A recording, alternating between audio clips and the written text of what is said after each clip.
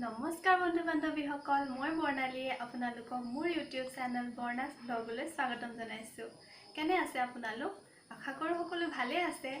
মই আজি আপোনালোকৰ কাৰণে লৈ আহিছোঁ এটা অতি সহজ ৰেচিপি, চুজিৰ ইডলি। আপোনালোকে বাৰু চুজি জলপান খাই কেনে পায়? যিসকলে চুজি জলপান ভাল পায় তেওঁলোকেতো এইটো ৰেচিপি ভাল পাবই, আৰু যিসকলে ভাল নাপায়ো তেওঁলোকেও কিন্তু এইটো ৰেচিপি এবাৰ সোৱাদ ল'লে নিশ্চয় ভাল পাব বুলি মই ভাবোঁ। গতিকে আহকচোন পলম নকৰি আমি ৰেচিপিটোলৈ আগবাঢ়োঁ। এয়া চুজিৰ ইডলি বনাবৰ কাৰণে মই প্ৰয়োজনীয় সামগ্ৰীবিলাক যোগাৰ কৰি লৈছোঁ। চুজি 1 কাপ, পানী লৈছোঁ মিশ্ৰণটো তৈয়াৰ কৰিবৰ কাৰণে, চেনি এখন চামুচেৰে 3 চামুচ, নিমখ এচিকুট, ইনো পাউডাৰৰ পেকেট এটা, চেৰি কেইটুকুৰামান, ইলাইচি এটা, গৰু ঘিউ এচামুচ, নাৰিকলৰ গুড়ি এচামুচ।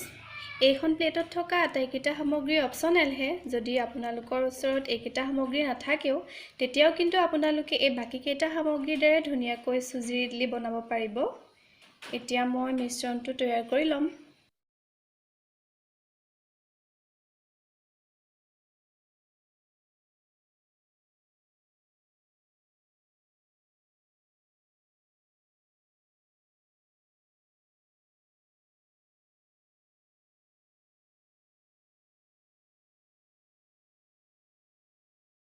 এয়া মিশ্ৰণটো তৈয়াৰ হৈ গৈছে। এতিয়া মই এই মিশ্ৰণটো 10 মিনিট সময়ৰ বাবে ৰাখি দিম।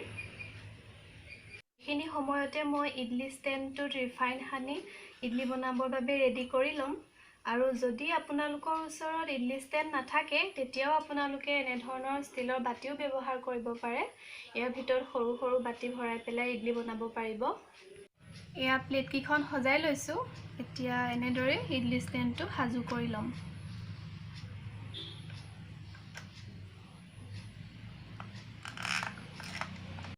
এয়া ইডলি ষ্টেণ্ডটো সাজু হৈ গৈছে। এতিয়া গেছ অন কৰি কুকাৰত পানী গৰম কৰি তাত ইডলি ষ্টেণ্ডটো বহাই দিম।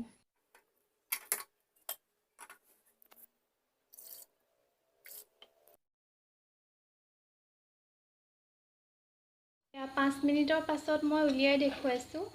ইডলিখিনি সম্পূৰ্ণৰূপে সিজি গ'ল। এতিয়া মই ইডলিখিনি ইয়াতে অলপ দেৰি ৰাখি দিম ঠাণ্ডা হ'বৰ কাৰণে, আৰু ঠাণ্ডা হোৱাৰ পাছত মই ইডলিখিনি ইয়াৰ পৰা উলিয়াই দিম। এয়া ইডলি পৰিৱেশনৰ বাবে সাজু হৈ গৈছে। এনেদৰে 1 কাপ চুজিৰ পৰা মিডিয়াম চাইজৰ 12টাকৈ ইডলি বনাব পাৰিব খুব কম সময়ৰ ভিতৰতে। এয়া চাওক, মই এটা ভাঙি দেখুৱাইছোঁ। খুব কোমল হৈছে, সুন্দৰ হৈছে। আজিৰ ৰেচিপিটো আছিল ইমানেই। আশা কৰোঁ আপোনালোকে ৰেচিপিটো ট্ৰাই কৰি চাব আৰু কেনে পালে মোক জনাব।